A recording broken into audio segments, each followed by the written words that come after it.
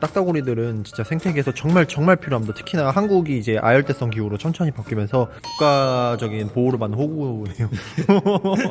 노루랑 사슴 구별법이 캥거루랑 왈라비하고 비슷한데 내가 싸워서 이길 것 같으면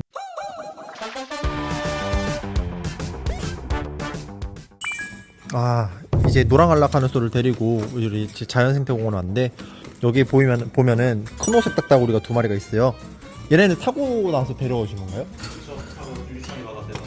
유리창에서 막아서 왔다는데 사실 이 딱따구리들이 생태계에서 정말 중요한 이유가 얘네가 바로 그 하늘소 유충 뜯어먹기 1티어거든요. 얘네가 하늘소들이 어디 사는지 나무에서 그 소리를 듣고 그 나무에 구멍을 낸 다음에 혀로다가 하늘소의 애벌레들을 잡아먹는데 사실 이 딱따구리들을 제외하고는 하늘소 유충을 잡아먹을 수 있을 만한 새들이 거의 없다고 봐야 돼요. 그래서 생태계에서는 이 딱따구리들의 그 중요성이 엄청 크게 부각되는 상황인데 국내에서는 딱따구리들이 생각보다 많이 귀하거든요. 이게 먹을 수 있는 게 오색 딱따구리, 큰 오색 딱따구리, 청딱따구리, 그리고 까막 딱따구리, 좀 작은 딱따구리 몇 종 더 있는데 아무튼 지금 국내에 있는 이런 노랑알락하늘소 같은 경우에는 이 딱따구리를 제외하고는 걔네를 잡아먹을 수 있는 종은 말총벌 정도까지만 할 수 있고 그 외에는 이제 천적이 없다고 보시면 됩니다. 여기서 지금 보호하고 있는 애들이에요. 꺼내서 보여주신다고요? 가능해요? 그게? 관리해주신 분께서 진짜 제주도에 있는 웬만한 생물들을 전부 다 보호하시거든요. 보면은 미안. 부리가 뾰족하다기보다는 약간 끌 형태예요. 그래요? 그러니까 나무를 판다기보다는 순간적으로 잡아 뜯어요.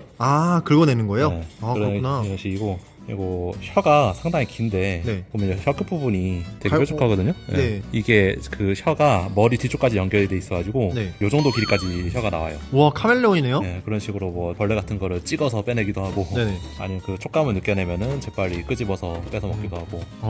그리고 딱딱거리 특징인데, 자 밟으세요. 우와, 발톱이 얘 지금 발톱이 빠져가지고 사고로 발톱 빠져 있는데 지금 네. 발톱 보시면은 카멜레온 발톱이네. 이렇게 저 양쪽으로 이렇게. 양쪽으로 위아래. 네. 그러니까 원래는 이쪽 발톱이 앞쪽을 향해야 되는데 네네. 이게 아무래도 나무에 수직으로 매달리기 편하게 진화가 되다 보니까 위아래로 두 개씩 이렇게 돼 있어요. 그런 느낌이구나. 이게 가까이서 안 보면 좀 보기 힘들죠 이거는. 네. 딱따구리 애초에 이렇게 가까이서 보는 게 흔치 않은 일이라 저는 그 죽은 딱따구리밖에 못 봤거든요. 네. 무나요? 네. 와. 꽤 센데요? 네. 오. 아무래도 얘네가 나무를 뜯으려고 하다 보면은 네. 머리에 충격이 그대로 가는데 네네. 아직까지는 정확하게 얘네가 그 자기 뇌를 어떻게 보호하는지 알려지진 않았어요. 그럼 뇌진탕 오면서 하는 거예요? 더럽게 아프다! 그러니까 그런 뭐 몸에서 완충작용하는 그런 구조가 있긴 한데 네네. 그게 여러 가지 설명은 돼 있는데 그게 아직은 정확하지 않다 정도죠. 근데 그런 거 치고 또 유리창 충돌로다 툭하면 실려오잖아요, 딱따구리들이. 그거는 머리가 직접적 충격을 받는 거라 보니까. 네. 나무에다 그렇게 들이받을 땐 멀쩡한데. 그래서 아무튼 딱따구리들은 지금 거의 전종이 잡으면 안 되는 종이잖아요. 그쵸. 네. 네. 그리고 대부분이 다 보호종인 거고요. 그리고 얘 같은 경우는 머리가 빨간데 이게 순놈이에요. 순놈이 머리가 빨개요? 네, 순놈이랑 유체는 머리가 빨개요. 네네. 이제 좀 성체가 되고 나면은 암놈은 머리가 까맣게 되죠. 얘네가 이제 나무에 굴 파고 들어가가지고 거기서 지내면서 좀 약한 나무 주변을 파가지고 거기다 구멍 만들고 거기서 새끼를 낳아요. 그리고 이제 청설모나 다람쥐한테 뺏기고 집. 그러기도 하고. 네. 그리고 이제 막 소쩍새나 솔보왕한테 뺏기기도 하고. 그렇죠. 네. 네, 약간 좀 그 국가적인 보호를 받는 호구네요. 얘가 제주도를 상징하는 새예요. 진짜요? 네. 죄송합니다. 제주도 시장님. 저희 어릴 때도 초등학생 때도 제주도를 뭐 상징하는 나무, 제주도 상징하는 새 하면 이 친구가 나왔어요.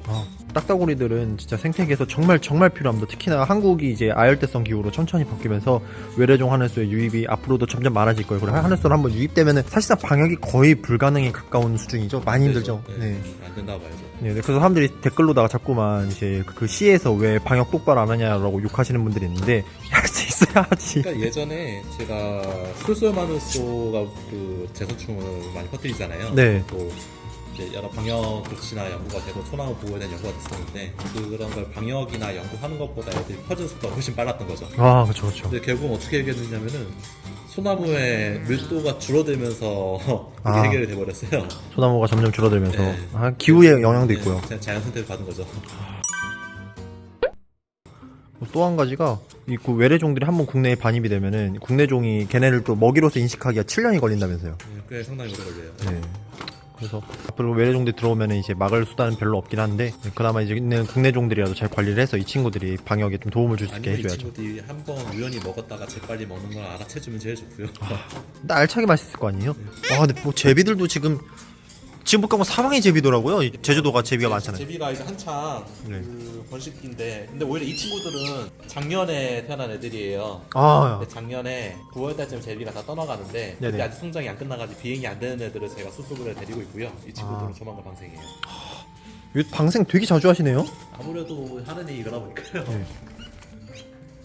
정들었는데. 얘는 유리창에 부딪혔는데 안타깝게 날개 쪽으로 다쳐가지고 방생이 안 돼서 저희가 영구적으로 보호를 하고 있어요. 그래서 그 영구적을 보호한 애들이 지금 매년 계속 늘어나잖아요. 그렇죠. 상당히 안 돼요. 그 와중에 여기서 또 멸종위기 증식도 하거든요. 인공적으로 키우면 평균적으로 이 크기가 나오거든요. 와, 한번 만져도 되네. 와, 언제 봐도 이뻐요. 그러니까 4월달에 나온 애들인데 여기는 입장료도 무료인데다가 멸종위기 증식이랑 그리고 야생동물 보호까지도 같이 하는 거 있는 거죠. 그렇죠. 빡세다. 건강에 안 좋습니다. 그래도 이거 얘네들 증식한다고 몇 년 전에 하신 다음부터 지금 뭐 대량으로 엄청 잘 또 하고 계시잖아요. 네, 그래서 정다양성연구소에서는 주기적으로 방생 행사도 하고 있고요. 네. 아직까지는 그런 개인이나 그런 곳을 분양하지 못하고 있는 상황이다 보니까 조금 시일이 지나고 나면은 아마 일반인분들도 키울 수 있는 날이 오지 않을까. 아, 예전은 제가 원론적으로 안 된다라고 했었는데 시대가 좀 바뀌곤 있더라고요. 선박이- 물론 네. 그 절차나 법은 지켜야겠죠. 아, 그쵸. 키우기 위한. 네. 아무래도 멸종위기종들이 이제 뭐 그렇게 상업적으로 이용이 되더라도 그걸 진짜 함부로 막 확 늘리고 이러면 유전자 풀에 문제도 생길 수도 있고 그렇죠. 또 애들이 이제 뭐 서식하면 안 되는 지역에 서식을 할 수도 있고 하니까요. 그리고 사육을 연구하는 사람들 입장에서도 그 복원을 한 개체들을 다시 네. 생태계로 다시 보내려면은 또 크기나 아니면은 우량 그 위량을 따라서 다양한 애들을 보내줘야 생태계에 좀 다양하게 영향을 줄 수가 있는데 너무 열등한 애나 아니면 너무 우중한 애가 보내는 것도 문제가 생기는 거죠. 아, 여러 가지 조건을 또 테스트를 해봐야 되니까. 얘네 또 방생하실 때 뭐 10마리, 5마리씩 방생하시는 거예요? 100마리 다녀보는 100마리 단위로요? 아, 징글 맞네요.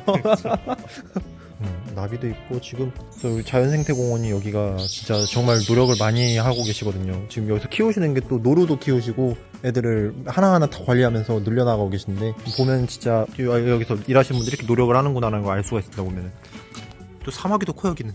저 사마귀는 2월에 제가 성체로 만든 애거든요. 한겨울에요? 네.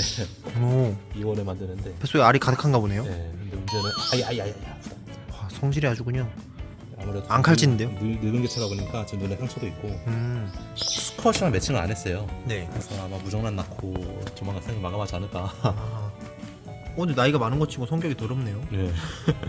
사마귀들 좀 지능이 있잖아요. 몇 번 키우다 보면은 그래도 사람 약 공격 안 하고 안 피하던데.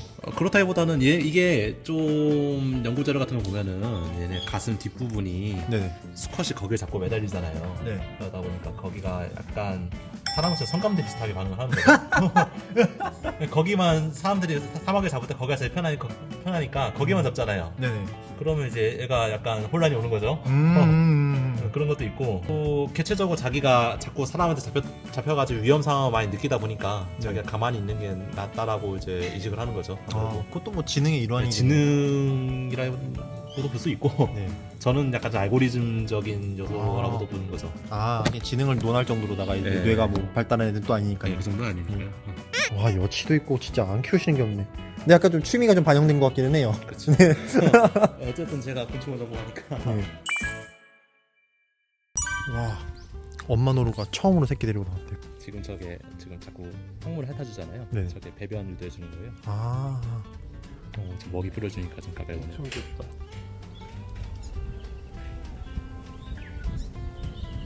이 시기는 새끼는 풀어뜨지 못하니까 그냥 어미 옆에서 먹는 거 지켜보다가 아마 젖을 물 거예요. 보통 노루들은 이렇게 둘이 같이 다니는 경우는 잘 없고요. 이제 어미가 새끼를 적당한 곳에 그냥 숨겨놨다가 어미가 밖에 활동을 나가요. 그 새끼는 가만히 앉아가지고 어미 기다리거든요. 근데 그게 의외로 사람 눈에 잘 띄는 곳에다 숨겨놔요. 아, 예를 들면 뭐 돌 옆에. 돌담 뒤, 네네. 아니 나무 아래. 근데 숨겨두는데 사람들이 보다가 얘 엄마가 없다, 미아된 것 같다. 아, 네네. 그때 저 미아가 된 것 같다. 그래가지고 이제 얼떨결에 납치를 해서 고객한테 데려온 경우가 있는데 보통 야생에서 그렇게 보게 되면은 그냥 냅두는 게 제일 좋아요. 아주 그 새들도 막 이 소식이 때 자꾸 데리고 오잖아요. 그렇죠. 근데 사람 옆으로 애기들 데려왔다는 건 이제 약간 만만하다.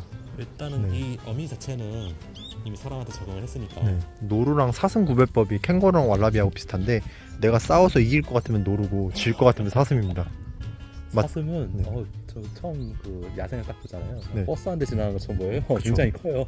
노루는 사람이 확실히 이길 수 있을 것 같고요. 그래도 저게 강력이 세가지고 맞으면은 많이 아파요. 얘 또 더 가까이였어. 맛있게 먹어.